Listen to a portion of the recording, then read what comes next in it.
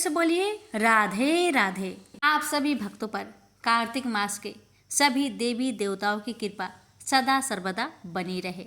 इसी मंगल कामना के साथ आज आप सभी श्रवण करेंगे कार्तिक मास महात्मा कथा अध्याय 21। इससे पहले हम श्रवण करेंगे कार्तिक मास की महापुण्य फल देने वाली कथा। इन कथाओं को जो भी भक्त श्रद्धा पूर्वक श्रवण करते हैं उस भक्त की हर मनोकामना विष्णु भगवान माता लक्ष्मी अवश्य पूर्ण करते हैं। तो आइए प्यारे भक्तों, बड़े ही श्रद्धा भाव से इस कथा को पूरा श्रवण करते हैं। प्रेम से बोलिए जय श्री हरि। सीता माता की नित्यनेम की कथा। माता सीता का 12 वर्ष का नियम था कि वे एक कथा भगवान राम को सुनाती थी, लेकिन एक बार राम जी को किसी कारण बाहर जाना पड़ा। इस पर माता ने कहा, अगर आप चले गए तो मैं कहानी किसे सुनाऊंगी। भगवान ने कहा कि आप कुएं के पाल पर जाकर बैठ जाना और वहाँ जो औरतें पानी भरने आएगी उन्हें अपनी कहानी सुना देना। देवी सीता ने बिल्कुल वैसा ही किया और कुएं के पास जाकर बैठ गई। तभी एक स्त्री आई। उसने रेशम की साड़ी पहन रखी थी और सोने का घड़ा ले रखा था। सीता माता उसे देखकर कहती है कि बहन, मेरा 12 वर्ष का नित्य नियम सुन लो। लेकिन उस स्त्री ने उनका नियम सुनने को मना कर दिया और बिना सुने वहां से चली गई। थोड़ी देर बाद उसकी रेशम जरी की साड़ी फट गई। सोने का घड़ा मिट्टी के घड़े में बदल गया। ये देख उसकी सास उस पर गुस्सा किया और कहा कि किसका दोष अपने सिर लेकर आई है। सास की बात सुनकर बहू ने सारी बात अपनी सास को सुना दी। अगले दिन ही वही साड़ी और घड़ा लेकर सास कुएं पर गई। माता सीता वहीं पर थी और औरत को देखकर देवी ने कहा कि आप मेरी कहानी सुन लीजिए। सास ने कहा, एक बार नहीं 4 बार सुन लूंगी। माता सीता ने अपना नियम सुनाना शुरू किया। राम आए लक्ष्मण आए, देश के पुजारी आए, नित्य नेम का नेम लाए। आओ राम बैठो राम, तपी रसोई जियो राम। माखन मिश्री खाओ राम, दूध बतासा पियो राम। सूत के पलका मोठो राम, साल दुसाला पोठो राम। साल दुसाला ओढ़ो राम, जब बोलो जब राम ही राम। राम सवारे सबके काम, खाली घर भंडार भरेंगे। सबका बेड़ा पार करेंगे। श्री राम जय जय राम। तब सास ने कहा कि बहन, आपकी कहानी तो बहुत अच्छी है। ऐसा कहकर वे अपने घर की ओर चली गई। थोड़ी समय बाद उसकी साड़ी रेशम जरी की बन गई और घड़ा सोने का बन गया। बहू के पूछने पर सास ने कहा कि बहू, तू दोष लगा के आई थी और मैं अब दोष उतारकर आ रही हूँ। सास ने कहा, वे कोई साधारण स्त्री नहीं है, बल्कि सीता माता थी। वे पुराने से नया कर देती है, खाली घर में भंडार भर देती है। वह लक्ष्मी जी का वास घर में कर देती है। आदमी की जो भी इच्छा हो उसे पूरा कर देती है। बहू के कहने पर सास ने वही कहानी उसे भी सुना दी और ऐसे ही पूरे मोहल्ले में नित्य नेम की कथा चल पड़ी। प्रेम से बोलिए सिया रामचंद्र की जय। राम लक्ष्मण जी की कहानी। राम लक्ष्मण की कहानी। भगवान श्री राम, लक्ष्मण और सीता जी पिता दशरथ जी की आज्ञा से वनवास जाने लगे। रास्ते में सभी तीर्थ गंगा जमुना गोमती नदियों में पितृ तर्पण कर वन में कंदमूल फल फूल खाते हुए वन में अपना समय व्यतीत करने लगे। एकम के दिन लक्ष्मण जी ने राम जी की आज्ञा से फल मूल लाकर माँ सीता को दिए। तब माँ सीता ने 4 पत्तल परोसी। तब लक्ष्मण ने पूछा, भाभी माँ, हम 3 हैं, फिर 4 में क्यों परोसा? तब माँ सीता बोली, 1 पत्तल गौ माता की है। राम जी लक्ष्मण जी गौ माता को पत्तल परोसती। तब राम जी ने पूछा, सीता जी आपने खाना शुरू क्यों नहीं किया? तब सीता माँ बोली, मेरे तो राम कथा सुनने का नियम है। राम कथा सुनने के बाद ही मैं फल ग्रहण करूँगी। तब राम जी बोले, मुझे कथा सुना दो। लक्ष्मण जी बोले, मुझे सुना दो। तब माँ सीता बोली, औरत की बात औरत सुने। आप मेरे पति हो, आप मेरे देवर हो, आपसे कैसे कहूँ? तब लक्ष्मण जी ने सोचा, इस जंगल में कौन औरत मिलेगी। तब लक्ष्मण जी ने अपनी माया से एक नगरी का निर्माण किया। उस नगरी में सब सुख सुविधाएं से युक्त थी। उस नगरी में सब चीजें सोने की थी, इसलिए नगरी का नाम सोन नगरी रखा। सभी नगर निवासियों को घमंड हो गया। उस नगरी में कोई गरीब नहीं था। जब सीता जी कुएं पर पानी लेने गई और पानी हारिनों से राम राम किया तो कोई नहीं बोली। थोड़ी देर में एक छोटी कन्या आई। सीता जी उससे राम राम बोली और कहा कि बाई राम कथा सुनेगी। तब वह बोली, मेरे तो घर पर काम है। सीता जी ने कहा, मेरे पति राम और देवर लक्ष्मण भूखे हैं। तब लड़की बोली, मेरी माँ मेरा इंतजार कर रही है। वह लड़की वहाँ से जाने लगी। तब माँ सीता के क्रोध से सारी नगरी साधारण सी हो गई। जब लड़की घर गई तो माँ बोली, बाई ये क्या हुआ? तब लड़की बोली, मेरे को तो नहीं पता है। वहाँ पर एक साध्वी बैठी थी, मुझे राम कथा सुनने के लिए बोली, पर मैं तो कथा नहीं सुनी। यदि उसने कुछ किया हो तो पता नहीं। तब उसकी माँ ने उसको वापस जाकर कथा सुनने को कहा। लड़की ने वापस जाकर कथा सुनने से मना कर दिया। तब उसकी बहू बोली, आपकी आज्ञा हो तो मैं कहानी सुनकर आती हूँ। जब बहू कुएं पर गई तो पानी भरे और खाली करे। तब सीता जी ने कहा, आपके घर पर कुछ काम नहीं है क्या? तब वह बोली, माता जी मैं तो सारा काम करके आई हूँ। तब माँ सीता बोली, तू मुझे माँ कहकर बुलाई, यदि तुझे समय हो तो मेरी राम कहानी सुन लोगी? तब वह बोली, माता जी कहानी सुनाओ, मैं प्रेम से कहानी सुनूंगी। चंदन चौकी मोतिया हार, राम कथा माहड़े हिड़बेरो आधार।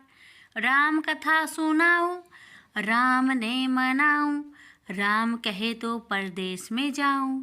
सीता जी ने कहा, हे भाई तूने मेरी मृत्यु लोक में मदद करी, भगवान तेरी स्वर्ग लोक में रक्षा करेंगे। सीता जी ने राम कथा सुनाई। बाई ने कथा सुनी। आओ राम बैठो राम, जल भर झाड़ी लाई राम। केलारी दातून लाई राम, ठंडा जल भर लाई राम। संपाडो पधरावो राम, जकलैया टोपी ललाई राम। करा किलंगी लाई राम, स्वर्ण सिंहासन लाई राम। तापर आप बिराजो राम, झालड़ टिकारा लाई राम। शंख ध्वनि गरनाऊ राम, हिडिबे हीरा शोभे राम। निरखता मन मोहे राम, चरण शरण में आई राम। शरण आपरी ले लयो राम, माखन मिश्री लाई राम। माखन मिश्री आरोगो राम, दूध भर कटोरी लाई राम। मेवा चिरंजी परोसू राम, खाती मीठी चाखा राम। चरखो फरखो आरोगो राम, रूच रूच भोग लगाऊं राम। जो भावे सो ले लो राम, जल भर झाड़ी लाई राम। अभी आचमन कर लो राम, रे श्याम गमछा लायो राम। हाथ मुँह पोछ लियो राम, पुष्पासु सेज बिछाऊ राम। अंतरिया छिड़काऊ राम, हिगलू डोलिया डलाऊ राम। सीता जी चरण दबावे राम, सुख भर सेज पोढ़ो राम। हजार पंखा ढोलू राम, थामे राम महा में राम। रोम रोम में राम ही राम, घट घट माया विराजो राम। मुख में तुलसी बोलो राम, खाली मिजाज काई काम। जब बोलो जब राम ही राम, बोलो पंछी राम राम। पूरन होवे मंगल काम। राम कथा पूर्ण हुई तो सीता जी ने कहा, हे भाई, तूने मेरी राम कथा सुनी, मेरी सहायता की। राम जी लक्ष्मण को जिमाया है, भगवान तेरी भी रक्षा करेंगे, तुझे स्वर्ग का सुख मिलेगा। सीता माता ने उपहार स्वरूप अपने गले का हार दे दिया। जब वह घर गई तो उसके मटका सब सोने के हो गए। सासू जी ने कहा, ये सब तू कहाँ से लाई? मैं माँ सीता से राम कथा सुनी, ये इसी का फल है। सासू जी ने कहा, प्रतिदिन राम कथा सुनाना। बाई को राम कथा सुनते हुए बहुत दिन हो गए। अब उसने माँ सीता से पूछा, इसका उद्यापन विधि बतलाओ। तब सीता जी ने कहा, 7 लड्डू लाना, 1 नारियल लाना, उसके 7 भाग करना, 1 भाग मंदिर में चढ़ाना, जिससे मंदिर बनावे जितना फल होता है, 1 भाग सरोवर के किनारे गाड़ देना, जिससे सरोवर खुदवाने जितना फल होता है, 1 भाग भागवत गीता पर चढ़ाना, जिससे भागवत गीता पाठ करवाने जितना फल होगा, 1 भाग तुलसी पर चढ़ाना, जिससे तुलसी विवाह जितना फल होगा, 1 भाग कवाड़ी कन्या को देवे, जिससे कन्या विवाह जितना फल होगा, 1 भाग सूरज भगवान को चढ़ाना, जिससे 33 करोड़ देवी देवता को भोग लगाने जितना फल होगा। अब उसने विधि पूर्वक उद्यापन कर दिया। माता सीता के पास आई, माता, मैंने तो विधि पूर्वक उद्यापन कर दिया, अब 7 दिन बाद बैकुंठ से विमान आएगा। गांव के सारे लोग एकत्र हो गए और पूछने लगे कि भाई, तूने ऐसा कौन सा धर्म पुण्य किया? गीता भगवत गीता के पाठ किए, हमें भी बताओ। तब बाई ने कहा, मैंने तो माता सीता से प्रतिदिन राम कथा सुनी और नियम से उद्यापन किया। तब समस्त ग्रामीण राम कथा सुनने की जिद करने लगे। तब बाई राम कथा कहने लगी और सब नर नारी सुनने लगे। राम कथा संपूर्ण होते ही समस्त नगरी सोने की हो गई। बाई ने कहा, जो कोई राम कथा सुनेगा उसको मेरे समान ही फल मिलेगा। सब राम लक्ष्मण की जय जयकार करने लगे और विमान स्वर्ग में चला गया। 7 स्वर्ग के दरवाजे खुल गए। पहले द्वार पर नाग देवता, समस्त देवी देवता पुष्प वर्षा करने लगे। देवताओं ने पूछा कि तूने क्या पुण्य किया? तब उसने कहा, मैंने राम लक्ष्मण जानकी की कहानी सुनी। तू समस्त देवताओं ने कहा, वर मांग। तब उसने कहा, मेरे तो सब सिद्धियां है, मुझे यह वर दो कि जो भी श्रद्धा व भक्ति से राम कथा, राम लक्ष्मण जानकी की कहानी सुनेगा, उसको मेरे समान ही फल मिले। सभी देवताओं ने पुष्प वर्षा करते हुए तथास्तु कहा। चारों ओर राम राम की जय जयकार होने लगी। हे सीता माता, जैसे आपने बाई पर अपनी कृपा बरसाई, वैसे ही आपकी कथा कहने वाले, सुनने वाले, जय जयकार करने वाले सभी भक्तों पर अपनी कृपा सदा सर्वदा बनाए रखना। प्रेम से बोलिए राम सिया राम जय जय राम। अब आइए श्रवण करते हैं कार्तिक मास महात्म्य कथा अध्याय 21। पिछले अध्याय में आपने सुना था, जलंधर को मरा हुआ देखकर देवता और गंधर्व सब प्रसन्न हो गए। अब आगे की अध्याय सुनिए। अब ब्रह्मा आदि देवताओं ने नतमस्तक होकर शंकर जी की बड़ी स्तुति की और बोले, हे प्रभु, आप प्राकृतिक से परे पर ब्रह्मा और परमेश्वर है। आप निर्गुण निर्विकार व सबके ईश्वर होकर भी नित्य अनेक प्रकार के कर्मों को करते हैं। हे शंकर जी, हम ब्रह्मा आदि सब देवता आपके दास है। हे देवेश, हे शिव जी, आप प्रसन्न होकर हमारी रक्षा कीजिए। हे नाथ, हम आपकी प्रजा है तथा हम सदा आपकी शरण में रहते हैं। राजा पृथु से नारद जी ने कहा, जब इस प्रकार ब्रह्मा आदि सब देवताओं और मुनियों ने शिव जी की अनेक प्रकार से स्तुति करके उनके चरण कमलों का ध्यान किया, तब उसे सुन देवताओं को वर देकर शिव जी वहीं पर अंतर्ध्यान हो गए। तत्पश्चात शिव जी का यश गाते हुए सब देवता प्रसन्न होकर अपने अपने स्थान को चले गए। महेशाख्यांश जलंधर का यह युद्ध चरित्र बड़ा पुण्यप्रद और सब पापों को नाश करने वाला है। यह सब सुखदायक और महेश को भी आनंददायक है। जो इन दोनों का आख्यान को पढ़ेगा और सुनेगा वह सुखों को भोगकर अंत में अमर पद को पाएगा। प्रेम से बोलिए विष्णु भगवान की जय, लक्ष्मी माता की जय। सूत महर्षि ने नारद मुनि की कहानी सुनाना प्रारंभ किया। पिछले जन्म में नारद ने एक दासी पुत्र के रूप में जन्म लिया था। वह दासी एक भक्त के घर में काम किया करता था। उस भक्त के घर में सदा ऋषि मुनि, साधु संत, अतिथि सत्कार पाया करते थे। विष्णु भगवान की महिमाओं की चर्चा भी बड़ी श्रद्धा व भक्ति से सुनता था। पानी देने वाले बालक का नामकरण नारद करके वे लोग इसी नाम से उसे पुकारा करते थे। इस बीच नारद की माँ सांप के डसने से मर गई। बालक नारद को अपने पिता का बिल्कुल पता न था। उसके साथ ही नारद को दासी पुत्र और अनाथ बालक कहा करते थे। कुछ ही दिनों में उस मकान के मालिक का स्वर्गवास हो गया। नारद को कहीं आश्रय नहीं मिला। वह इधर उधर भटकता था। भूख लगने पर यदि वह किसी मकान के सामने जाकर खड़ा हो जाता तो लोग उसे भगा देते थे और गालियां देते थे कि यह बालक ऐसा पापी है जिसे अपने पिता का भी पता नहीं है। नारद साधु स्वभाव का था, इसलिए नटखट बच्चे उस पर पत्थर फेंकते और उसे सताकर आनंद का अनुभव करते थे। गांव के लोगों से तंग आकर नारद सोचने लगा, इस मनुष्य के बीच मेरा जन्म क्यों हुआ है? मैंने कौन सा अपराध किया है? ये लोग मेरे प्रति ऐसे अत्याचार क्यों करते हैं?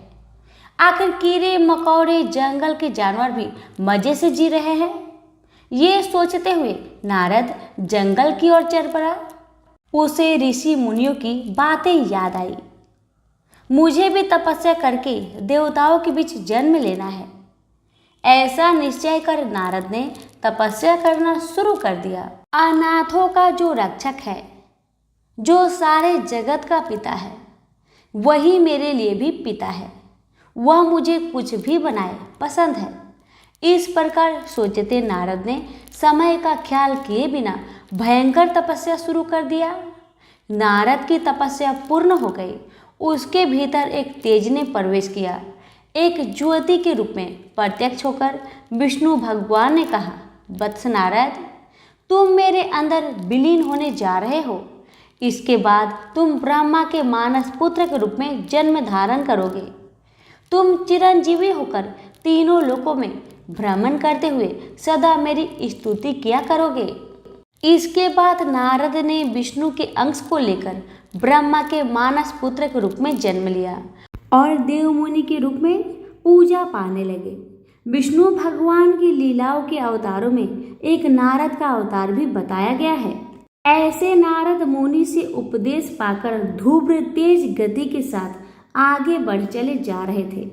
उस समय उत्तम कुमार रोते हुए आ पहुंचा और ध्रुव ने सामने हाथ फैलाकर उनको रोकते हुए बोला, भैया आप कृपया जंगल में मत जाइए। आप जंगल में चले जाएंगे तो मैं किसके साथ मिलकर हरि का भजन करूंगा? मेरे माताजी ने आपको डांटा, पर मैंने क्या किया है? मुझ पर आप क्यों नाराज होते हैं? आप रुक जाइए। ऐसे कहते हुए उत्तम फूट फूट कर रोने लगा। ध्रुव ने उत्तम कुमार को गले लगाकर समझाया, मेरे छोटे भैया, मेरी माताजी ने मुझे जन्म दिया। मुझे क्या यह साबित नहीं करना है कि मेरी माताजी भी महान है? इसलिए मैं जा रहा हूँ। उत्तम बोला, तब तो मैं भी आपके साथ चलूँगा। आप तपस्या में लग जाइए। मैं आपके लिए कंदमूल फल लाया करूँगा। ऐसा करने पर तुम्हारी माँ रोएगी। मेरे छोटे भाई, मैं तुम्हारा बड़ा भाई हूँ, इसलिए तुम्हें मेरी बात माननी पड़ेगी। जाओ। ध्रुव ने कहा। ध्रुव के मुख से ये बातें सुनकर उत्तम कुमार वहीं पर लुढ़क पड़ा और रोने लगा। सुरुचि आकर उसे समझाने लगी। इस पर उत्तम गुस्से में आकर बोला, माँ तुम मुझे छुओ मत। तुम्हारी वजह से ही मेरे भैया जंगल में जा रहे हैं। सुरुचि लज्जा के मारे सर झुकाकर अपने को कोसने लगी। मैं पापिन हूँ, मेरे ही कारण यह सब हुआ। इतने में राजा उत्तानपाद पहुंचकर बोले, ध्रुव तुम रुक जाओ, यह सब मेरी मंद बुद्धि की वजह से ही हुआ है। मेरा राज्य तुम्हारा है, वापस चलो। इस बीच ध्रुव काफी दूर तक चले गए थे। नारद ने सुनीति से कहा, माताजी तुम्हारे गर्भ से एक रत्न जैसा पुत्र पैदा हुआ है, तुम अपने बेटे के बारे में बिल्कुल चिंता मत करो, नारायण स्वयं उसकी रक्षा करेंगे।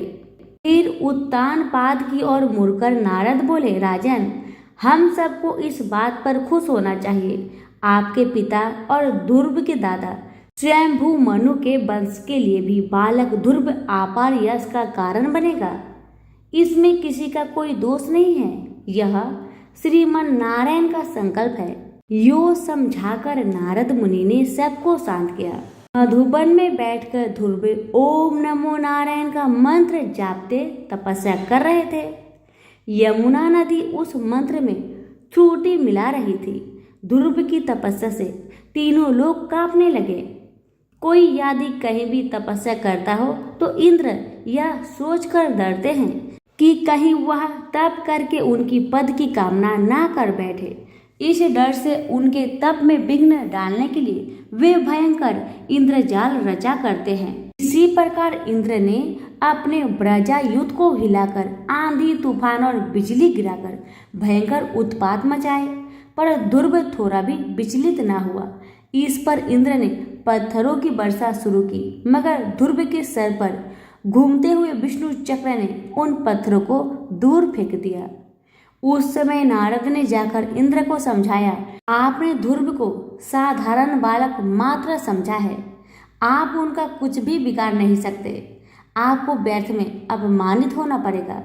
इंद्र पद तो ध्रुव के लिए खास के तिनके के बराबर है। अंत में ध्रुव की तपस्या पर प्रसन्न हो विष्णु भगवान प्रत्यक्ष हुए।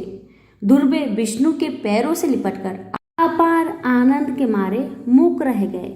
वे अपने मन में सोचने लगे, भगवान मैं पूर्ण हृदय से आपकी स्तुति करना चाहता हूँ, लेकिन मैं एक छोटा बालक हूँ, आपकी स्तुति करने के लिए मेरे पास शब्द नहीं है। इस पर विष्णु भगवान ने अपने शंख को ध्रुव की गालों पर छुआ। जैसे ही छुआ, दूसरे ही क्षण वेदों के तत्वों से भरे स्रोत पाठ साम गान के रूप में ध्रुव के मुख से निकलने लगे। विष्णु ने मंद हास करते हुए पूछा, ध्रुव मांग लो, तुम क्या चाहते हो? ध्रुव भक्ति पूर्वक बोला, हे परम पुरुष, जैसा भौरा कमल से हमेशा लगा रहता है, वैसे ही सदा आपके मधुर मंद हास वाले मुख पद्म को देखते रहने की मेरी इच्छा है। इससे बढ़कर मैं कुछ नहीं चाहता। अच्छी बात है, लेकिन पहले तुम अपने राज्य में जाकर धर्म का पालन करते हुए शासन करो, इसके बाद तुम मेरे विश्व रूप का शिरोभाग बने ध्रुव पद पर पहुंच जाओगे। कल्पांतों के बाद भी तुम उस अचल पद को ग्रहण कर सदा प्रकाशमान रहोगे। यो समझाकर विष्णु भगवान अंतर्ध्यान हो गए। इसलिए ध्रुव को अनुग्रह प्रदान करने वाले विष्णु का अवतरण ध्रुव नारायण अवतारस कहा गया है। इसके बाद ध्रुव अपनी महिष्मती पुरी में आ गए। उत्तानपाद ध्रुव को अपना राज्य सौंपकर तपस्या करने चले गए। उत्तम कुमार का अभी तक विवाह नहीं हुआ था। राजधर्म के अनुसार जंगली जानवरों से जनता की रक्षा करने के लिए वह शिकार खेलने गया। हिमालय के पहाड़ी जंगलों में दुष्ट यक्षों ने उस पर हमला करके उसको मार डाला। अपने पुत्र की मृत्यु पर सुरुचि दुखी हो वहां पर पहुंची और जंगल के दानव नल में फंसकर भस्म हो गई। ध्रुव ने यक्षों का नाश करने के लिए यक्षनगर अलकापुरी को घेर लिया। मायावी यक्षों ने अपने ध्रुव माया का उन पर प्रयोग किया। ध्रुव ने नारायण के अस्त्र द्वारा मायाओं को विफल बनाकर उनको हरा दिया। यक्षराज कुबेर ध्रुव की शरण में आ गए। उनसे मैत्री करके उनको संपत्ति देकर वापस भेज दिया। ध्रुव के कई पुत्र हुए। उन्होंने अनेक वर्षों तक आदर्श शासन द्वारा स्वयंभू मनु वंश को यश प्रदान किया। अनेक वर्षों तक शासन करने के बाद ध्रुव ने अपने ज्येष्ठ पुत्र का राज्य अभिषेक किया और वे बद्रिका आश्रम चले गए। वहां पर भगवान विष्णु का ध्यान करते हुए स्वर्ण शरीर को प्राप्त किया। भगवान विष्णु के आदेश पर उनके सेवक एक विमान ले आए। वे लोग भी देखने में विष्णु के समान थे और उनके भी चार हाथ थे। ध्रुव उन दूतों से बोले, मेरी माताजी के लिए जो पद प्राप्त नहीं है उसकी मुझे भी जरूरत नहीं है। इस पर विष्णु के दूतों ने उनके आगे एक दिव्य विमान में जाने वाली सुनीति को दिखाया। इसे देख ध्रुव प्रसन्न हो उठे। वे विमान पर सवार हो ग्रह मंडल, नक्षत्र मंडल तथा सप्त ऋषि मंडल को पाकर ध्रुव पद पर पहुंचे। ध्रुव मंडल को विष्णु पद भी कहते हैं। विष्णु भगवान का निवास बैकुंठ भी वहीं पर है। ध्रुव देती में गोलोक भी होता है।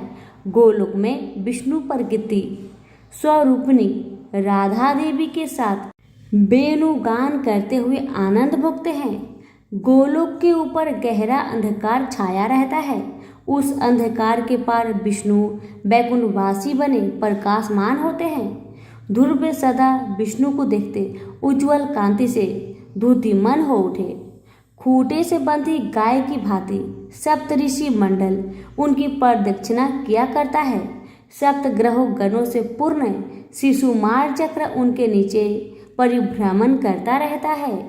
गोलोक के नीचे ब्रह्मा का निवास, सत्यलोक, तपलोक, जललोक, महलोक, स्वलोक, भूलोक नामक 7 ऊर्ध्वलोक तथा भूलोक के नीचे आधोलोक फैलाने वाले अतल, बीतल, सुतल, रसातल, तलातल, महातल और पाताल लोक, ये 7 मिलकर 14 लोकों के ऊपर विश्व के शिवराग्र पर ध्रुव समस्त दिशाओं के लिए दिशा सूचक बनकर अचल पद नक्षत्र के रूप में प्रकाशमान रहते हैं।